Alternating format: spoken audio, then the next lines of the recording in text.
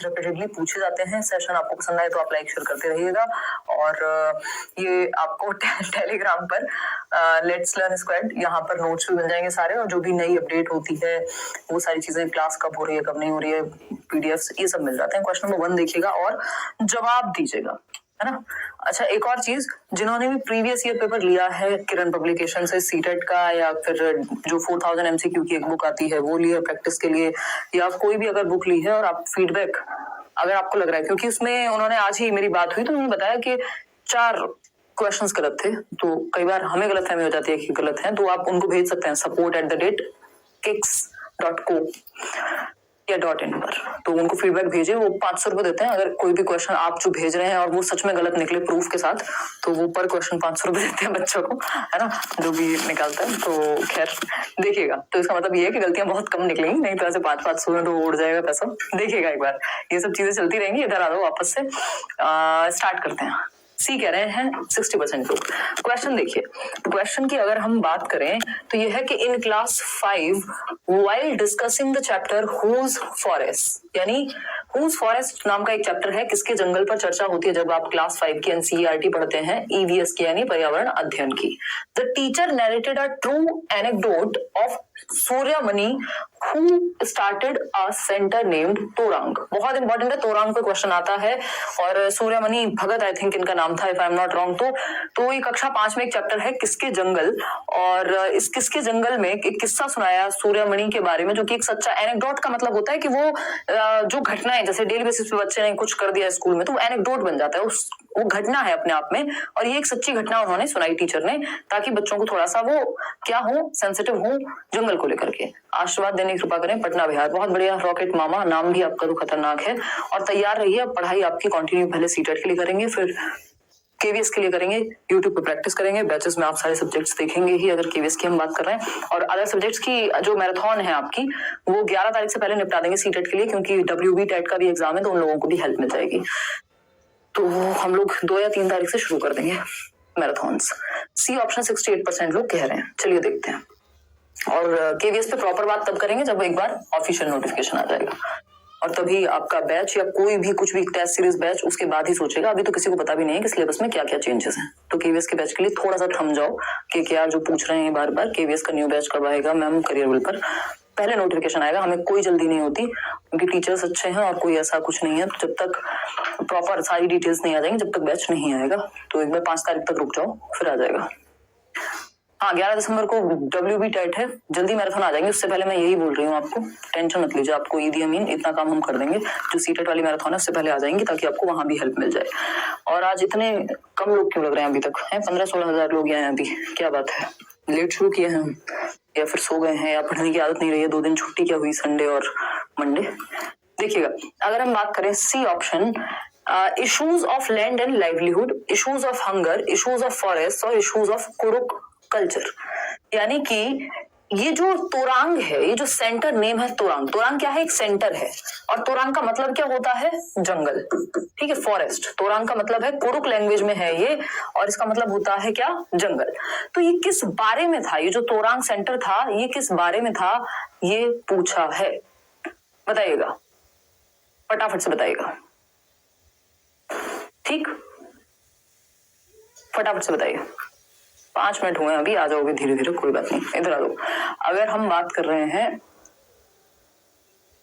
ठीक है ईदी अमीन, अगर हम बात करते हैं किसकी, सी ऑप्शन कह रहे हैं कितने, 68% लोग, issues of land and livelihood, यानी जमीन और जीविका की समस्याएं, इश्यूज ऑफ हंगर यानी भूख की समस्याएं, इश्यूज ऑफ फॉरेस्ट, देखिए भूख की समस्याओं पे तो इसमें बात नहीं हुई है, इश्यूज ऑफ कुरुक कल्चर, बिल्कुल सही बात है, और कुरुक में ही तोरांग कहा जाता है जंगल को, और दूसरा है issues of land and livelihood, यानी जमीन और जीविकाएं की समस्याएं, जीविकाओं की या जीविका की समस्याएं। तो ये इश्यूज ऑफ फॉरेस्ट यहाँ पे गलत नहीं होता, लेकिन हमारे पास हम देख रहे हैं 3 ऑप्शन का कोई आंसर नहीं है यहाँ पे, हम सिर्फ 2 ही ऑप्शन सही चूज कर सकते हैं, तो उस केस में या तो ए सही है या फिर डी सही है, तो ए एंड डी बोथ का ऑप्शन है, यानी सी ऑप्शन एकदम सही है, जितने भी लोग कह रहे हैं। आगे बढ़ेंगे क्वेश्चन नंबर 2 पर। 5 दिन 5 मैराथन जैसा ही रखेंगे कुछ इस बार भी। देखिएगा, क्वेश्चन नंबर 2 है, the spirit of team work is learned from which of the following, यानी जो टीम वर्क की स्पिरिट है, टीम वर्क की जो स्पिरिट है निम्नलिखित में से किसके द्वारा सहयोग भावना से कार्य करने का अभिप्राय सीखा जाता है? बताइएगा। ये कमेंट में कौन लोग रो रहे हैं? क्या हुआ? क्यों रोते हो इतना? खुश रहा करो यार। मेरे पापा जी के नाम पर करेक्शन नहीं होगा क्या? फॉर्म लॉक हो गया है। 28 से कितना 30 तक थे? कब तक थे करेक्शन? पहले कहाँ सो जाते हो यार आप लोग? हैं मान लिया कि अब सारा कुछ बताया था पहले से ही, वीडियो में प्रॉपर इन्फॉर्मेशन दी थी। कल के वीडियो में मैं देख रही हूँ केवीएस वाले सब कुछ बता दिया है, उसके बाद भी ऐसे ऐसे सवाल पूछ रहे हैं कई लोग, और इसी चक्कर में फिर हमारा गड़बड़ हो जाती है ना, गड़बड़ हो जाती है, फिर पेपर में हम चीजें नहीं कर पाते। ठीक है बात? देखो एक बार फटाफट से, चलिए अब देखिएगा। सी ऑप्शन 88% लोग कह रहे हैं। चलिए बहुत बढ़िया, 19,000 लोग जागे, आ जाइए धीरे धीरे, कोई दिक्कत नहीं है। The spirit of team work यानी निम्नलिखित में से किससे सहयोग भावना से कार्य करने का अभिप्राय सीखा जाता है? फैमिली, हाँ फैमिली सिखा सकते हैं कि भाई एक दूसरे के साथ घुल मिल करके रहो, बेहतर बनो। स्पोर्ट्स एंड फैमिली, हाँ दोनों सिखा सकते हैं।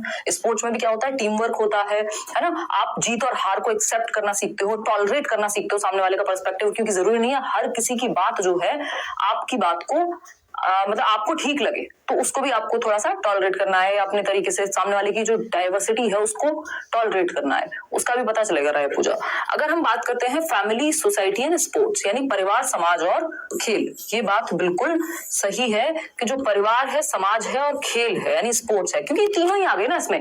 कंडक्टिंग कॉम्पिटिशन आंसर नहीं हो सकता कि आप क्या कर रहे हैं, कॉम्पीट करा रहे हैं बच्चों को एक दूसरे से, ये हमारे अंदर कूट कूट के भर दिया गया है ना। हमें बेफालतू में ही ऐसी बचपन से आदत हो जाती है, वो बच्चा गोरा है, अच्छा तुम इतने गोरे नहीं हो, उसकी हाइट इतनी है तुम्हारी नहीं है, उसके इतने नंबर आते हैं तुम्हारे क्यों नहीं आ रहे, उसके पास ये है तुम्हारे पास क्यों नहीं है, तुम्हारे पास है तो देखो उसके पास तो ये नहीं है। या तो हम दूसरे को नीचा दिखाते हैं या अपने आप को ऊपर उठाते हैं या फिर कम समझते हैं, ये है कंपटीशन। ठीक, तो ये कंडक्टिंग कंपटीशन से किसी का भला हुआ नहीं है आज तक, है ना। इससे क्या होगा, बच्चे में एक्सट्रिंसिक मोटिवेशन आएगी और वो भी बहुत ही फोर्स वाली, कुछ टाइम तक मोटिवेटेड फिर खत्म। ठीक, तो फैमिली या फिर वो अपने आप में इंफीरियोरिटी फील करेगा, जिस चीज के लिए वो बना है वो कभी रियलाइज ही नहीं कर पाएगा। तो ये क्या हुआ, फैमिली जो है, परिवार आपको कोऑपरेशन सिखाएगा, सोसाइटी सिखाएगी एक साथ कैसे रहते हैं, एक दूसरे की मदद कैसे करते हैं, टीम में काम कैसे करते हैं, ग्रुप में काम कैसे करते हैं। स्पोर्ट्स में भी टीम वर्क होता है, पूरी टीम हारती है तो या फिर जीतती है, तो एक कोई एक इंडिविजुअल अपने हिसाब से चलेगा तो गड़बड़ है। लेकिन कंपटीशन क्रिएट करने से कोई भी टीम वर्क को बढ़ावा नहीं मिल रहा, और वो है भी तो वो हेल्दी नहीं है। तो C option is the right answer. याद रखिएगा ये वर्ड जो है कंपटीशन, इसको कोलैबोरेशन से रिप्लेस करेंगे। सहयोग की जरूरत है, एक साथ लाने की जरूरत है बच्चों को टीम वर्क में, ना कि कंपटीशन तो जस्ट ऑपोजिट है टीम वर्क का। ठीक है, आपस में ही कॉम्पीट करने लग जाओ। बताओ क्वेश्चन नंबर 3 देखो एक बार, इसका आंसर मैंने आपको फोटो में दे दिया है, जो पहचान लेगा वो जवाब दे देगा। ठीक है स्वीटी गुप्ता, एकदम स्वीट है आप। 9 मिनट हो चुके हैं सेशन को और हम तीसरे क्वेश्चन पे हैं, और हम जुड़ चुके हैं लगभग 20,500 लोग। बहुत ही बढ़िया। मेरा सीटेट अच्छे प्रिपेयर हो गया है, बट मैं अदर लोगों के क्वेश्चन क्यों नहीं सॉल्व कर पा रहा हूँ। लोगों ने अगर अपनी मर्जी से बनाए हैं तो कृपया उनसे बच के रहें। इस टाइम पे पेपर का टाइम है, और जो सिर्फ प्रीवियस ईयर है, चाहे ऑफलाइन वाले भी कर लो सॉल्व, लेकिन टेढ़े मेढ़े कुछ क्वेश्चन मत करो अगर आपको लगता है कि सही सिलेबस के अकॉर्डिंग नहीं है चीजें। अगर दूसरा रीजन ये भी हो सकता है कि आप अभी कॉन्सेप्ट समझने में गलती करते हो, तो उनको देख के घबराना नहीं है, ठीक है ना, घबराना नहीं है।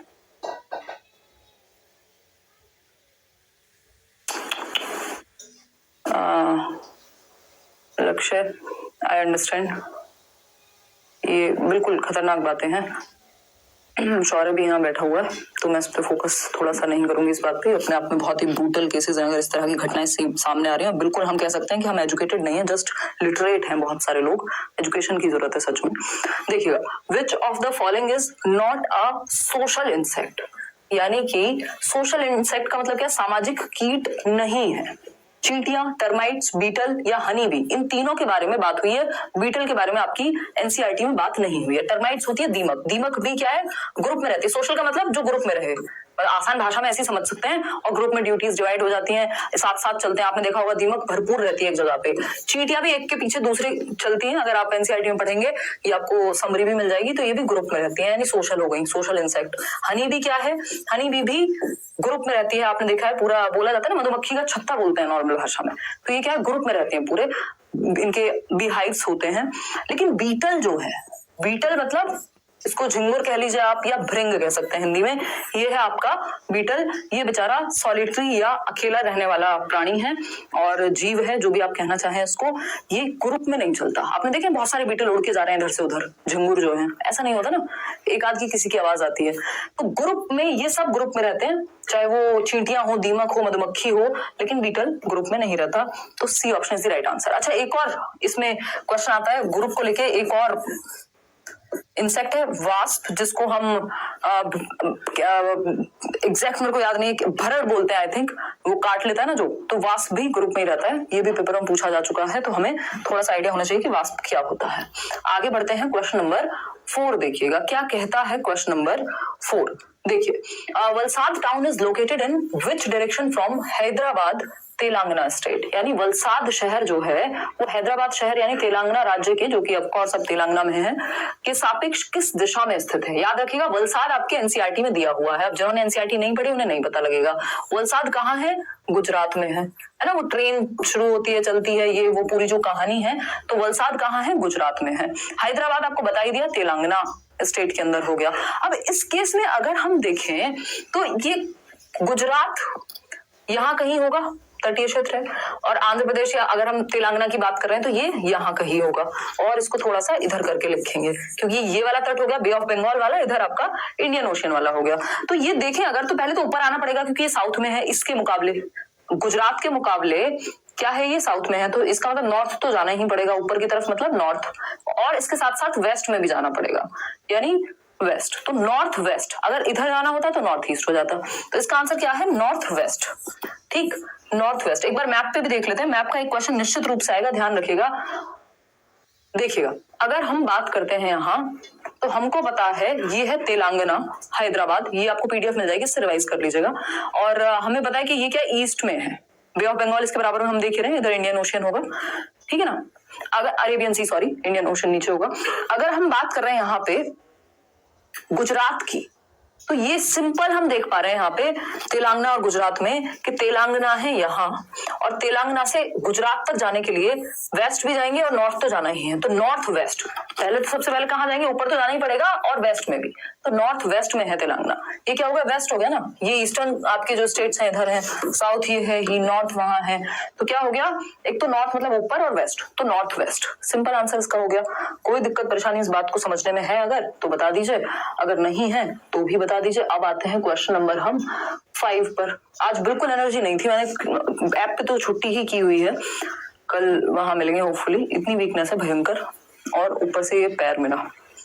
देखिएगा बहुत ही बढ़िया, लाइक शेयर करना भी नहीं भूलना है भाई, वो भी करके जाना है। फर्स्ट टाइम है सीटेट का, मैंने नोट्स आपके पढ़े हैं, क्लास भी देख रही हूँ, पर कल मॉक लगा तो 83 ही आए।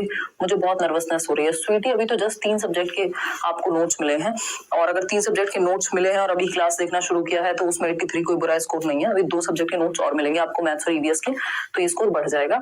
और रिपीटेडली प्रैक्टिस करना नहीं छोड़ना इस टाइम पे। अगर नंबर आपका कुछ भी आ रहा हो मॉक में, मॉक कर रहे हो तो बस इसलिए करो कि आपको प्रैक्टिस हो जाए, वहां पे 2.5 घंटे आप टाइम मैनेज कर सको। अब ज्यादा मत सोचो कि नंबर कितने बढ़ा लूं या क्या कर लूं। जिन्होंने बहुत तैयारी की हुई है वो सोच सकते हैं ऐसा कुछ। देखिएगा सी ऑप्शन कह रहे हैं 89% लोग। समझते हैं क्या कहानी है। विच ऑफ द फॉलोइंग करेंसी, यानी क्या, कौन सी मुद्रा is used in Abu Dhabi, यानी आबू धाबी में किस मुद्रा का प्रचलन है। बहुत बार क्वेश्चन पूछा हुआ है आबू धाबी की करेंसी के ऊपर, फटाफट से बताइएगा। डॉलर है, रुपीज है, दिरहम है, या टका है। टका चलता है बांग्लादेश में, ये बात हमें पता है, नहीं पता तो पता कर लेते हैं। एक क्वेश्चन आ जाता है करेंसी पे भी, और ये तो रिपीटेडली सेम ही क्वेश्चन आता है क्योंकि एनसीईआरटी में यही है।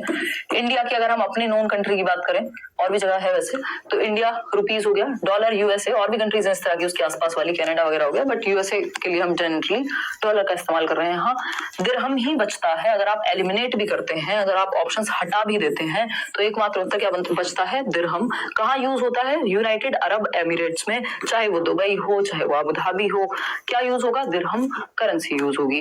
ठीक है, इतनी बात क्लियर है। कोई दर्द परेशानी? नीरज सिंह कॉमेडी किंग बताइए, अगर है तो बता दीजिए, नहीं है तो भी बता दीजिए। चंचल यादव दिल भेज रहे हैं। आकांक्षा कह रही है मैम आप लिलन टॉप पे बहुत अच्छा किए हो। अच्छा धन्यवाद आकांक्षा, आपको पसंद आया। वो एक छोटी सी कन्वर्सेशन थी, उस दिन मैं सोई भी नहीं थी पिछली रात को, क्योंकि मतलब इसलिए नहीं लिलन टॉप पे जाना था, इसलिए कि मैं दिन में एक सेमिनार था सुबह, इस कोने पे दिल्ली के और शाम को उस कोने पे दूसरी जगह। देखिएगा खैर, central bank of United Emirates, ये क्या यूएई की करेंसी हो गई। 50 दिरहम आपको फोटो में देख पा रहे हैं आप, देखिएगा। तो दिरहम्स यूएई में चलेंगे, यूनाइटेड अरब एमिरेट्स में, चाहे वो दुबई की बात हो रही है, यहाँ पे इनकी अबू धाबी की बात हो रही है, जितनी भी कंट्रीज हैं बेसिकली यूएई में। देखिएगा क्वेश्चन नंबर, नहीं सब में तो नहीं चलेगा खैर, सऊदी वगैरह में फिर अलग चलेगा। देखिए क्वेश्चन नंबर 6 देखिएगा, यूएई में, यूएई के जितने भी जगहें हैं वहां पे चलेगी आपकी दिरहम।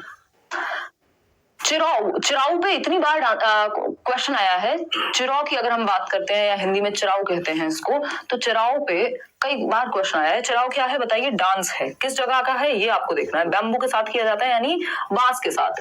तो इन चिराऊ डांस, जो चिराऊ नृत्य है, people sit in pairs in front of each other, यानी मान लीजिए पेयर्स में, जोड़ों में बैठ गए एक दूसरे के सामने, दो लोग बैठे हैं, आमने सामने बैठे हुए लोग हैं। होल्डिंग बैम्बू स्टिक्स, यानी बांस की जो लकड़ियां हैं, बांस हैं, उनको ग्राउंड पे से रख के बैठे हुए हैं।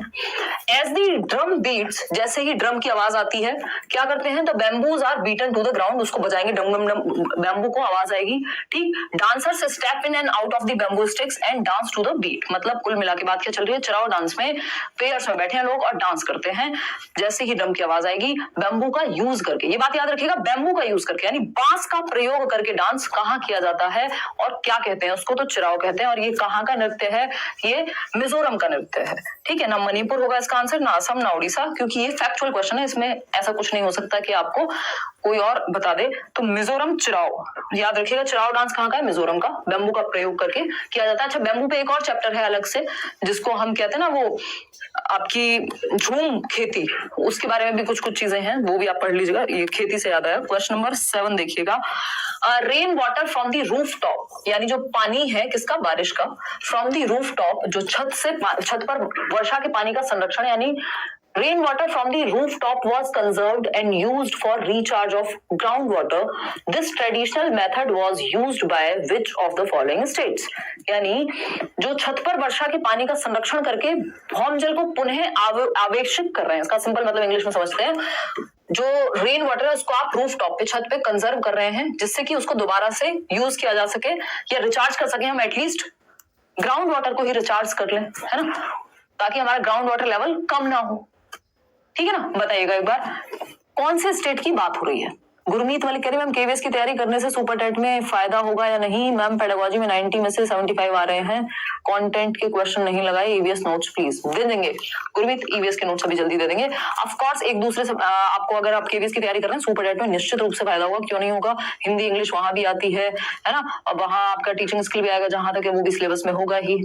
ठीक है, 126 नंबर आ रहे हैं मॉक लगाने में आपकी वजह से। शालिनी मिश्रा कह रही हैं बस आशीर्वाद दो। बहुत बड़े शालिनी, आप 130 प्लस लेके आओ, फिर हम बैठ के डिस्कशन करेंगे, चैनल पे इंटरव्यू करेंगे। कोशिश ऐसी ही है, सबके साथ नहीं हो पाता है, बट स्टिल कोशिश करेंगे। ठीक है जी, मॉरल डाउन हो रहा है ऑनलाइन मॉक में, पढ़ाई करो अब तो बस, इस टाइम पे टेंशन मत लो, कौन सा मॉरल और कुछ भी नहीं, कुछ नहीं सोचना, है ना। 28,000 के 28,000 लोग हैं, डेली जो पढ़ाई चल रही है वो दबा के करो। मॉक टेस्ट सिर्फ इसलिए दो कि प्रैक्टिस हो जाए इस टाइम पे, और जहां पे गलती है उसको एनालाइज करो, सिंपल। देखिए, अगर हम बात कर रहे हैं rain water from the roof top, specially जिन्होंने ज्यादा पढ़ा है वो इस टाइम पे मॉक टेस्ट से फायदा ज्यादा ले लेंगे। जिन लोगों ने पढ़ा ही कम है तो उनका मॉरल डाउन होगा, लेकिन फिर वो एनालिसिस करके गलतियां हटा दें अपनी, तो उनका काम बन जाएगा। फटाफट से बताइए, राजस्थान की बात हो रही है, ऑफ कोर्स राजस्थान की बात हो रही है। छत पर वर्षा के पानी का संरक्षण करके भौम जल को पुनः आवेशित किया जाता है, जिससे ग्राउंड वाटर लेवल को ठीक किया जा सके। राजस्थान की प्रॉब्लम है, B option is the right answer over here. आगे बढ़ेंगे क्वेश्चन नंबर 8 पर। देखिएगा एक बार question number 8, Brahmaputra river flows through which of the following states in India, यानी ब्रह्मपुत्र जो नदी है वो भारत के किस राज्य से होकर गुजरती है। ये नदी का क्वेश्चन पहली बार देखने को मिला है कि किस राज्य से होकर गुजरती है, ये पूछा है। तो इस बार आप नदियां भी एक बार पढ़ लीजिएगा, ईवीएस में थोड़ी सी नजर मार के चले जाइएगा, जरूरी नहीं है दोबारा क्वेश्चन आए, बट क्या पता आप दे ही दिया है तो, और आपके पास समय है तो क्यों नहीं। ठीक है जी, क्यों नहीं, वाई नॉट। ठीक है बात, बहुत ही बढ़िया। लाइक शेयर करने में कंजूसी बरत रहे हैं आप, पहले एनर्जी कम है। देखिएगा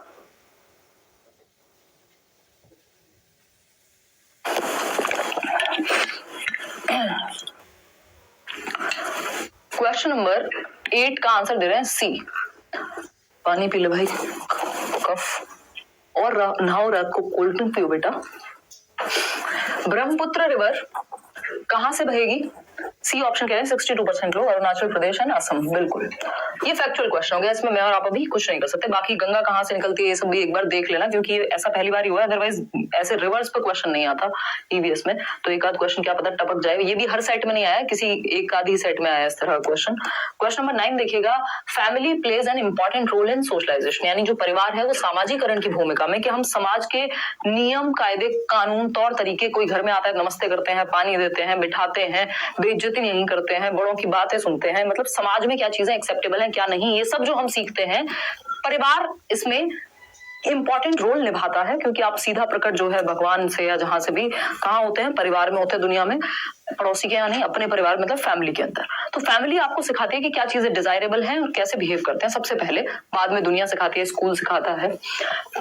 तो in this regard the family is an agency of, यानी परिवार जो है वो कैसा माध्यम है, परिवार कैसा माध्यम है ये हम सबको पता है। फैमिली क्या है? प्राइमरी सोशलाइजेशन, प्राथमिक सामाजिकरण का उदाहरण है। पीएफ से याद रख लीजिएगा, फैमिली प्राइमरी होती है, सिंपल, बाकी सब कुछ सेकेंडरी है या ऑप्शन पे डिपेंड करेगा। स्कूल हमेशा सेकेंडरी होगा, और सोशलाइजेशन की प्रक्रिया जन्म से मृत्यु तक चलती है, जन्म से पहले नहीं चलती, इन्फेंसी से शुरू होती है, क्योंकि हम पेट के अंदर तो नहीं सीख रहे होते कैसे किसको पानी देना है, किसको नमस्ते करनी है। तो प्राइमरी सोशलाइजेशन फैमिली के द्वारा होगा। सेकेंडरी क्या होगा? सेकेंडरी होगा आपका स्कूल के द्वारा। क्वेश्चन नंबर 10 देखिए, क्योंकि जब आप 3 साल के कम से कम हो जाते हैं तब तो प्ले में जाएंगे। क्वेश्चन नंबर 10 देखिए, many movements have endorsed the need to save the environment, यानी वातावरण को बचाने की कई मुहिम चली है, कई आंदोलनों को समर्थन मिला है। ये एनसीईआरटी का सवाल है। Who amongst the following played a crucial role in the चिपको आंदोलन of 1970s, यानी निम्नलिखित में से किसने 1970 के चिपको आंदोलन में निर्णायक भूमिका निभाई, यानी चिपको मूवमेंट का हीरो कौन था, या हम कहें किसने ज्यादा बेहतर काम किया चिपको मूवमेंट में। तो वंदना शिवा है, सुंदरलाल बहुगुणा है, मेधा पाटकर है, या बाबा आमटे हैं। तो हम सब ने सुंदरलाल बहुगुणा की स्टोरी जो है वो ईवीएस में पढ़ी है, एनसीईआरटी में। जिन्होंने नहीं पढ़ी थोड़े दिन रुक जाओ, थोड़े दिन मतलब दो दिन, परसों आपको मिल जाएगा, कल तो मेरे टाइपिस्ट अवेलेबल नहीं है, परसों जहां तक आपको ईवीएस के नोट्स मिल जाएंगे शाम तक। तो सुंदरलाल बहुगुणा इंग्लिश में पहले से शेयर किए हुए हैं, एक बार इतने उनको पढ़ लेना। सुंदरलाल बहुगुणा की अगर हम बात करें तो इन्होंने चिपको मूवमेंट, जिसमें पेड़ को पकड़ के लोग खड़े हो जा रहे थे और बहुत सारी चीजें हुई थी। चलिएगा आगे बढ़ेंगे। क्वेश्चन नंबर 11, क्वेश्चन नंबर 11 देखिए क्या कहता है। ये कहता है due to construction of large dams in the states of Maharashtra, यानी महाराष्ट्र, मध्य प्रदेश और गुजरात में बड़े बांधों के निर्माण के कारण the indigenous people were compelled to move out of their habitats, जो वहां के आसपास के लोकल लोग थे, स्थानीय व्यक्तियों को अपने प्राकृतिक आवास को छोड़कर जाना पड़ा, है ना। भाई डिस्टर्ब कर रहे हो आज तुम, बट कोई बात नहीं। देखिए अगर हम बात करें तो ये जो मूवमेंट है वो क्या कहलाएगा, फटाफट से बताइए, फटाफट से बताइए। नीरज सिंह क्या पूछ रहे हैं, मैम मैं डीएलएड कर रहा हूँ, ग्रेजुएशन में आर्ट्स इंग्लिश ऑनर्स था, तो क्या मैं सीटेट पेपर 2 में मैथ्स और साइंस ले सकता हूँ? ले सकते हो, इसमें ऐसा सच इन्होंने कोई रूल दिया नहीं होता, जनरली परसेप्शन यही चलता है कि आप अगर ह्यूमैनिटीज से हैं तो एसएसटी लें, बट ले सकते हो। देखो एक बार अगर हम बात करें तो due to construction of large dams in the states of Maharashtra, Madhya Pradesh and Gujarat, बताइए बताइए बताइए। अभी तक तो ऐसा कोई रूल नहीं है। देखिए डी कह रहे हैं कई लोग, बिल्कुल ट्रांसफर, ये कोई ट्रांसफर तो बिल्कुल भी नहीं है, तो बहुत ही आसान सी भाषा हो गई। आउट माइग्रेशन, ये माइग्रेशन का हिस्सा है, अगर बाकी सबको भी देखें तो ठीक। इमिग्रेशन, एक देश से आप दूसरे देश में, फॉरेन कंट्रीज के कॉन्टेक्स्ट में इमिग्रेशन यूज होता है, बट यहाँ क्या बात हो रही है, लोगों को अपनी विल के अगेंस्ट, अपनी चाहत के अगेंस्ट, अपने लोकल एरिया को, अपने नेटिव प्लेस को, अपनी जगह को, अपनी जन्मभूमि को छोड़ के दूसरी जगह पे विस्थापित किया गया है। वर्ड भी ध्यान दीजिएगा, विस्थापन कहते हैं, विस्थापित किया गया है, उनको डिस्प्लेस किया गया है, क्योंकि वहां कोई डैम बन रही है, कोई रोड बन रही है, कोई एयरपोर्ट बन रहा है कहीं, तो उन लोगों को डिस्प्लेस कर दिया जाता है, ये डिस्प्लेसमेंट कहलाता है। नेहा फ्रॉम आरा, करियर पर मॉक टेस्ट को कितनी बार भी अटेम्प्ट कर सकते हैं या ओनली वन टाइम? कितनी भी बार। मैं आपके ऑनलाइन क्लास में, ऑफलाइन क्लास में एडमिशन ले रही हूँ, हेल्प मी। ऑफलाइन क्लास तो फ्री होगी अभी सीटेट के लिए, केवीएस के लिए शायद बैच देखने को मिले, वो बता देंगे, ठीक है जी। चलिए आगे बढ़े, अब आपकी इजाजत हो तो हम आगे बढ़ जाएं। देखिएगा अगर हम बात करें तो ये डिस्प्लेसमेंट कहलाएगा जब व्यक्ति अपनी विल के अगेंस्ट दूसरी जगह पे, उसके नेटिव प्लेस से कहीं और आप उसको विस्थापित कर रहे हैं। इमिग्रेशन अपनी मर्जी से भी हो सकता है, आप फॉरेन कंट्री चले गए, ठीक। क्वेश्चन नंबर 12 देखिएगा। क्वेश्चन नंबर 12 क्या कहता है? क्वेश्चन नंबर 12 समझने का प्रयास करेंगे, समझने का क्या करेंगे? प्रयास करेंगे। बहुत ही आसान सा क्वेश्चन है। We should not leave cooked food uncovered और unrefrigerated for long duration. Which agents are responsible for spoilage of cooked food? यानी हमें पके हुए भोजन को खुला या बिना फ्रिज में रखे लंबी अवधि तक के लिए नहीं छोड़ना चाहिए। बोलती ना मम्मी, बेटा सब्जी फ्रिज में रख दियो, या शौर्य दूध फ्रिज में रख दियो, है क्यों? क्योंकि अगर हमने जो भी बना हुआ खाना है या अनकवर्ड फूड है, अगर उसको लंबी ड्यूरेशन के लिए ऐसे ही छोड़ दिया तो वो हो जाएगा खराब। उस खराब होने को किसकी वजह से खराब होता है, ये हमसे पूछा है। यानी निम्नलिखित में से कौन सा कारक पके हुए भोजन को बेकार करने के लिए जिम्मेदार है? इंसेक्ट्स तुरंत आ जाते हैं क्या? इंसेक्ट्स है, अगर पहले से घूम रहे हो तो आ भी सकते हैं, बट ये तो रीजन नहीं होता कि कीड़े खा जाएंगे, है ना, वायरस लग जाएगा। कोरोना थोड़ी लग जाता खाने को, वो कोरोना के टाइम पे लगता था, अब नहीं लगता, है ना। वो भी बने हुए कुक्ड फूड की बात हो रही है, तो कुक्ड फूड में तो नहीं लगता था। फंगस या बैक्टीरिया? आप देखते हैं कि फंगस तो बहुत बाद की कहानी है कि आपने जमाने भर के लिए छोड़ दिया उसको, तब कहीं फंगस लग सकती है। बैक्टीरिया है जो मेन रीजन है जिसके लिए कहा जाता है कि बिना फ्रिज के मत रखो लंबे समय तक, नहीं तो वो खाने योग्य नहीं बचेगा। तो बैक्टीरिया की वजह से वो खराब हो जाता है, उसमें बैक्टीरिया डेवलप हो जाते हैं।